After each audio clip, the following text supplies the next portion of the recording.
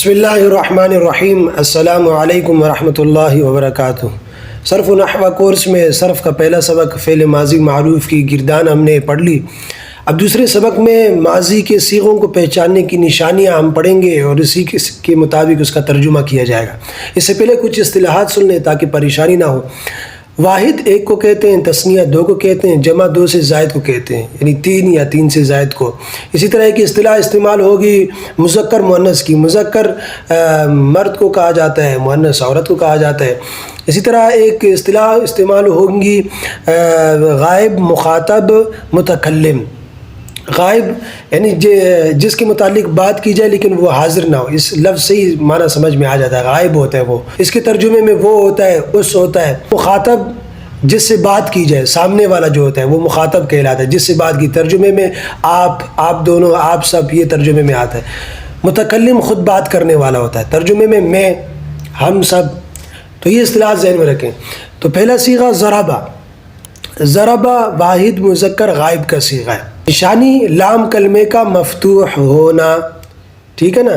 یہ جو پہلا صیغہ ہے اس کو وزن کیا جائے گا۔ صرف میں کوئی بھی لفظ ہوتا ہے اس کو فا عین لام کے سے وزن کیا جاتا ہے، فا عین لام سے وزن کیا جاتا ہے۔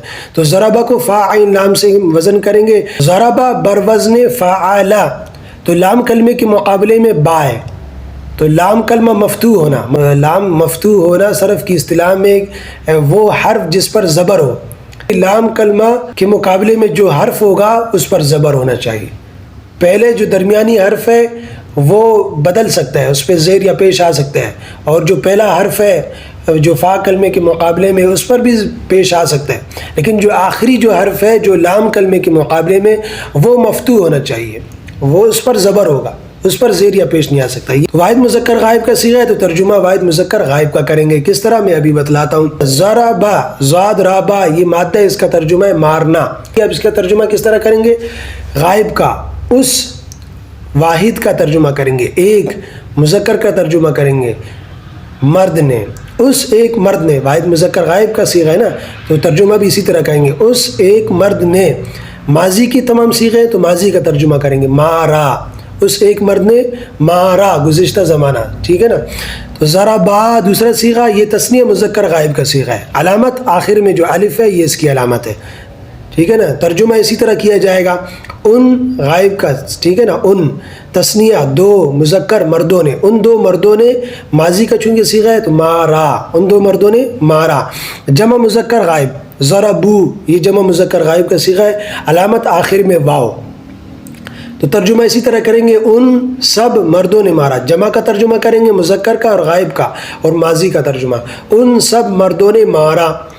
اسی طرح ضربت، ضربت واحد مؤنث غائب کا صیغہ ہے، علامت آخر میں تا ساکنہ، تو اس کا ترجمہ اس ایک عورت نے مارا۔ ضربتا، یہ تثنیہ مؤنث غائب کا صیغہ ہے، آخر میں تا الف تا، یہ اس کی علامت ہے۔ ترجمہ اسی طرح کریں گے، ان دو عورتوں نے مارا، تثنیہ کا بھی اور مؤنث کا بھی، ان دو عورتوں نے مارا۔ ضربنا، یہ جمع مؤنث غائب کا صیغہ ہے، آخر میں نون مفتوح، یعنی نون پر جو زبر ہے، یہ اس کی علامت ہے۔ ضربنا، ان سب عورتوں نے مارا۔ پہلے ضربتا واحد مذکر مخاطب کا صیغہ ہے، آخر میں تا زبر، تا مفتوح، یہ اس کی علامت ہے۔ آپ ایک مرد نے مارا۔ ضربتما، یہ دو صیغے بنتے ہیں، تثنیہ مذکر مخاطب، تثنیہ مؤنث مخاطب، مذکر کا بھی بنتا ہے، مؤنث کا بھی بنتا ہے، ٹھیک ہے نا۔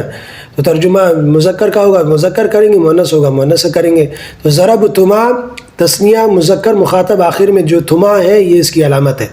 تو تم دو مردوں نے مارا، صحیح ہے نا۔ ضربتم، یہ جمع مذکر مخاطب کا صیغہ ہے، آخر میں تم اس کی علامت ہے، یعنی تم سب مردوں نے مارا۔ ضرب تھے، واحد مؤنث مخاطب کا صیغہ ہے، آخر میں تھے، یہ اس کی علامت ہے، یعنی آپ ایک عورت نے مارا۔ ضرب تما، تم دو، تثنیہ مذکر تثنیہ مؤنث مخاطب کا صیغہ ہے، تم دو عورتوں نے مارا۔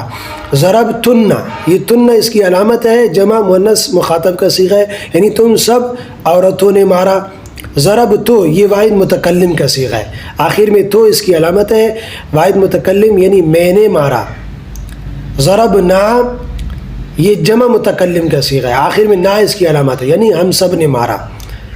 ٹھیک ہے نا. ضربتو میں مذکر مؤنث دونوں کے لیے استعمال ہوتا ہے, یعنی عورت بھی کہہ سکتی ہے میں نے مارا, مرد بھی کہہ سکتے ہیں, یہی صیغہ استعمال کرے گا ضربتو. اور ضربنا اس میں تثنیہ بھی, یعنی دو مرد بھی ضربنا کہہ سکتے ہیں, بہت سارے مرد بھی ضربنا کہہ سکتے ہیں. ہم دو مردوں نے مارا, اس کے لیے بھی ضربنا ہے. ہم سب مردوں نے مارا یا عورتوں نے, سب کے لیے یہ برابر ہے. تو یہ پہچاننے کی نشانی ہے, یہ یاد کر لیں اور صیغے بھی یاد کر لیں, اسی کے مطابق ترجمہ کریں. اسی کے ساتھ میں ایک اور سبق دیتا ہوں, 10 الفاظ آپ کو بتلاتا ہوں, ہر لفظ سے پوری گردان آپ نے پڑھنی ہے, کم از کم 5 مرتبہ پڑھیں. اس کے ساتھ ترجمہ بھی میں بتلاتا ہوں, ہر ایک صیغے کا آپ ترجمہ کی بھی کریں, پریکٹس کریں. ٹھیک ہے نا. غلبہ, غلبہ کرنا, ٹھیک ہے نا, مادہ ہے نا غین لام با, اس کا معنی ہوتا ہے غلبہ کرنا. تو ایک تو غلبہ سے پوری گردان پڑھے, پھر ہر ایک صیغے کو پہچانے کون سا صیغہ ہے, پھر اسی کے مطابق ترجمہ کریں. میں مثال سے سمجھاتا ہوں. غلبہ, غلبہ, غلبو, غلبت, غلبتا, غلبنا, غلبتا, غلبتما, غلبتم, غلبتی, غلبتما, غلبتن, غلبتو, غلبنا. یہ پوری گردان پڑھنے. میں صرف پہلا صیغہ بتلاؤں گا, پھر سارے صیغے آپ نے خود پڑھنے. اسی طرح دوسرا ہے کذبہ, جھوٹ بولنا. ٹھیک ہے نا, پوری گردان پڑھیں. کذب, کذبہ, کذبو, کذبت, کذبتا, کذبنا, کذبتا, کذبتما, کذبتم, کذبتی, کذبتما, کذبتن, کذبتو, کذبنا. اسی طرح کسبہ, کمانا. قصدہ, ارادہ کرنا. غفرہ, بخشنا. کسرہ, توڑنا. جلسہ, بیٹھنا. صبرہ, رکنا, صبر کرنا. حبسہ, روکنا. رجع, لوٹنا. میں کمنٹ میں ہر ایک صیغے کا آپ سے پوچھوں گا کہ یہ کون سا صیغہ ہے, اس کا ترجمہ کیا بنے گا, آپ نے جواب دینا ہے.